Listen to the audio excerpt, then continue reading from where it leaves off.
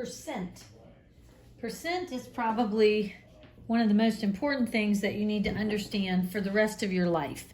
You'll use it when you are using a credit card. They charge you a percent of interest. If you buy a car, if you buy anything on time, you are being charged interest, and it is in the form of a percent.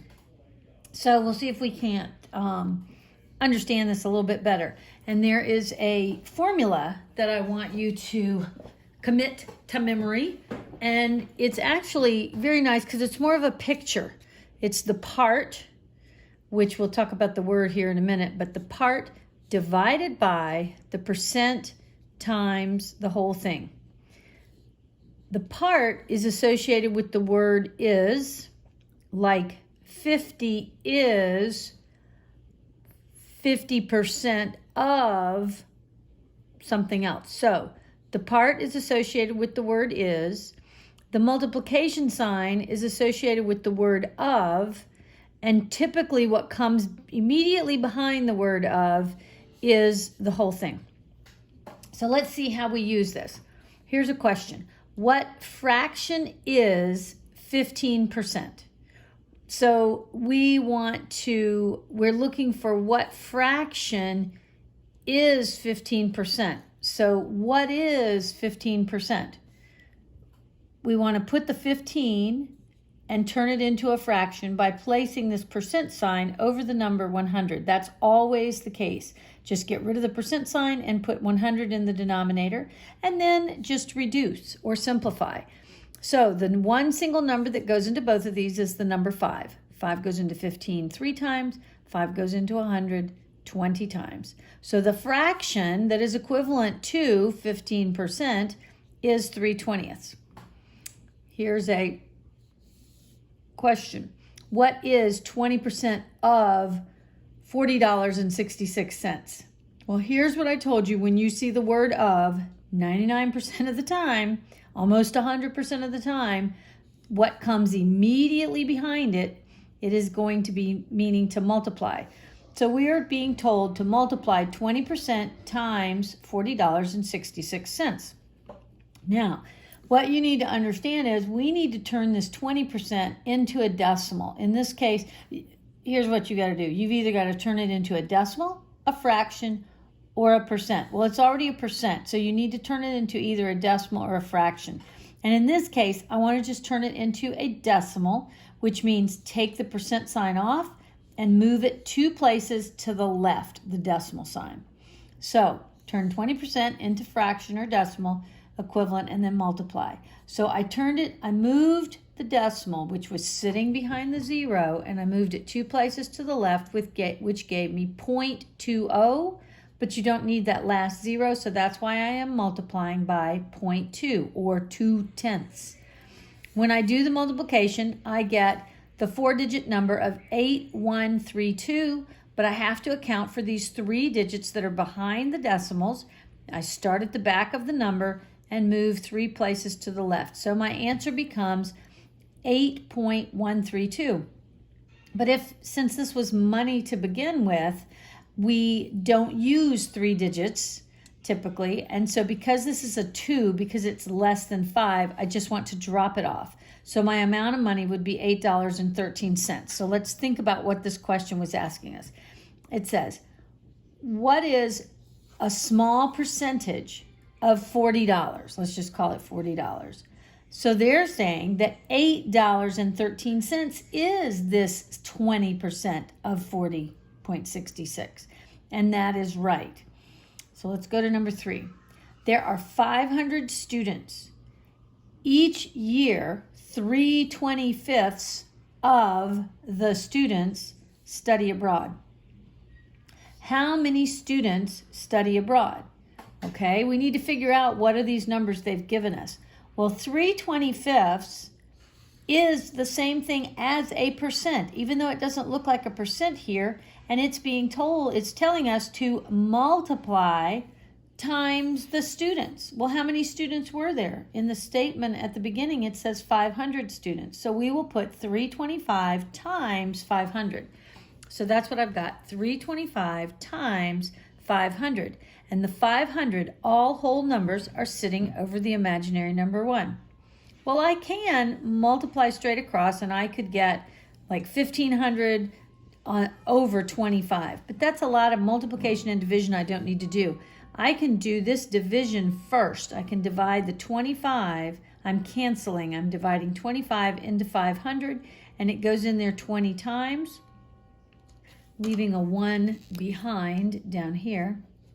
So then I just have 3 times 20, which is 60, and 60 over 1 is the same thing as 60. So it is telling me 60 students studied abroad.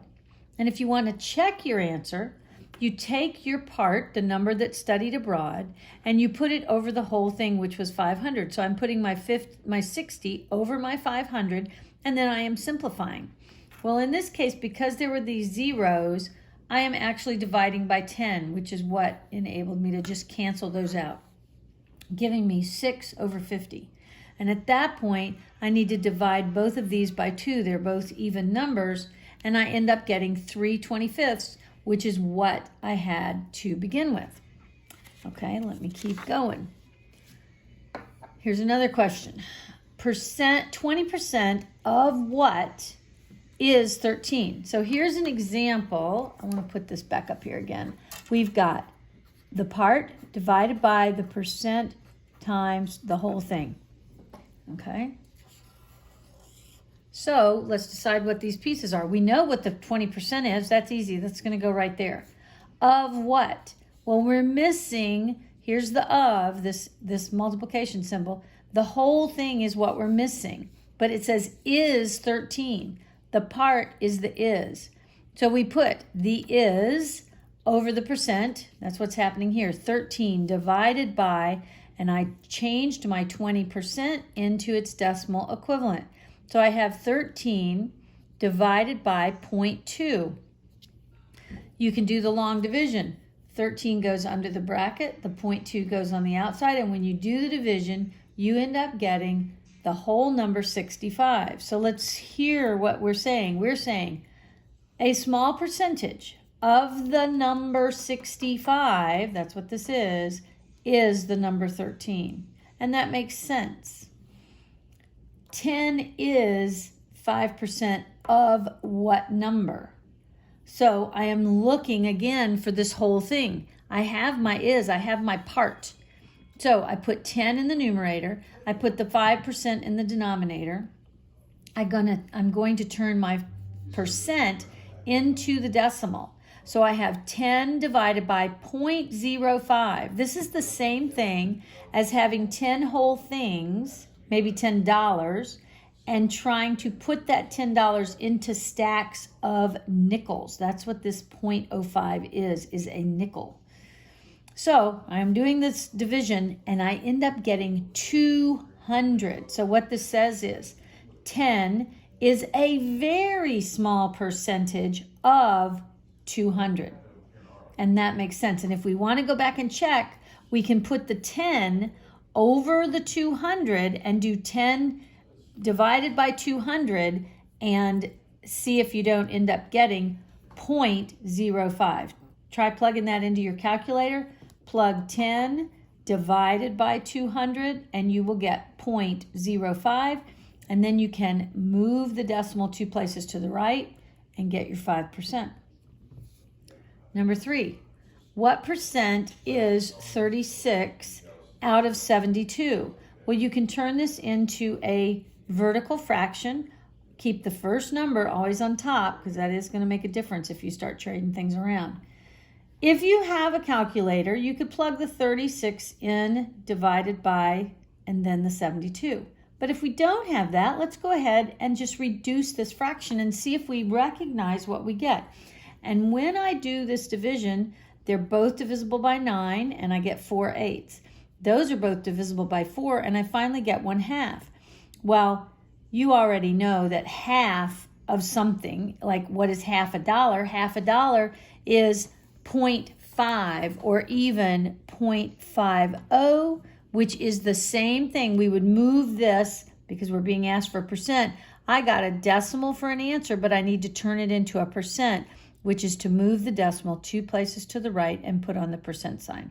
So it becomes 50 cents becomes 50%.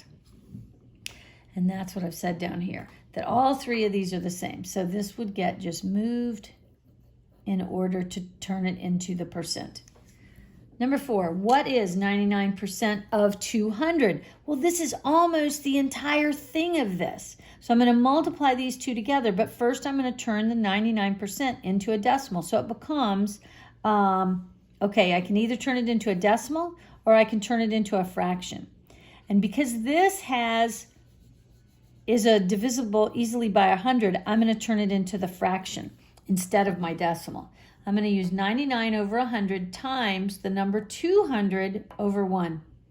I can go ahead and do my canceling first, and 100 will go into 200 2 times, just leaving this 1 behind. And then 99 times 2 gives me 198. So it is saying 198 is almost 100% of the number 200. And that does make perfect sense. Okay, I could have also used the number 0.99 times 200. And if you'll plug that into your calculator and do that, 0.99 times 200, you'll still get this 198.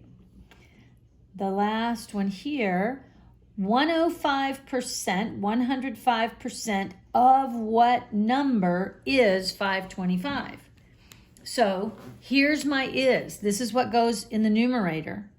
And the percent goes in the denominator. Well, I need to turn this percent into either a fraction or a decimal, and in this case, it's going to be better for me to deal with a decimal. So I can do 525 divided by 1.05. I can put it into the long division problem, and I get an answer of 500. So let's hear about this. What does this mean? 105%. This is more than 100%. If I just said, what's 100% of 500, it should be 500 for an answer. But I want more than 100%. So more than 100% of 500 is 525. And that makes sense. This is a very small amount more. So 105% of 500 is 525. Notice that sometimes the is, the part, can be greater than what the whole thing was. This, the is greater than the whole thing. And if I go back and if I put the 525 and divide it by the 500, I will end up getting this 1.05 for an answer. And the last page of percents, it says, to find, this is how you'll see it in these word problems. To find the percent of change, find the difference, which means to subtract, between the old and the new amount and divide by the original amount. So here we go.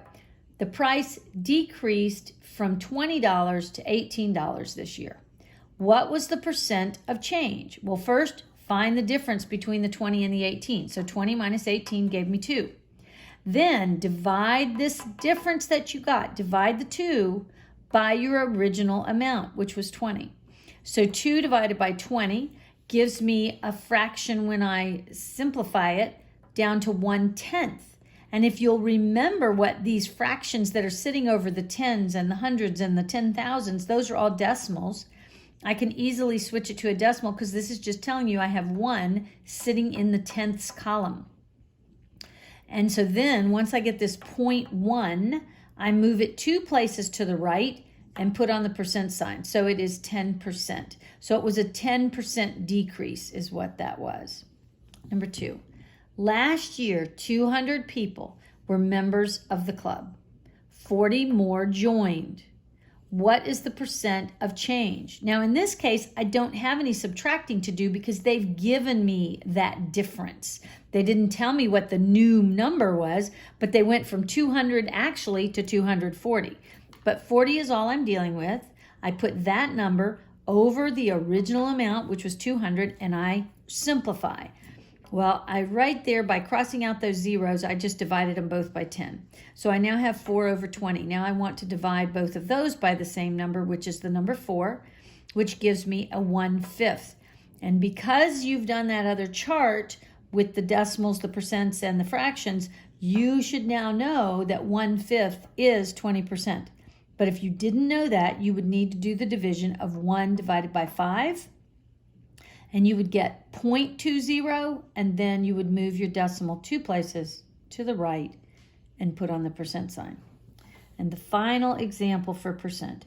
Anne worked 120 hours last week. This week she worked 150 hours.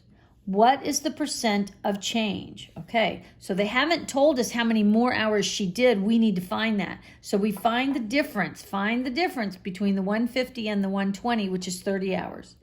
Then divide your 30 hours by your original amount, which was 120. So I'm going to now reduce this fraction of 30 over 120. I can divide both of them by the number 10, which gets me to 3/12.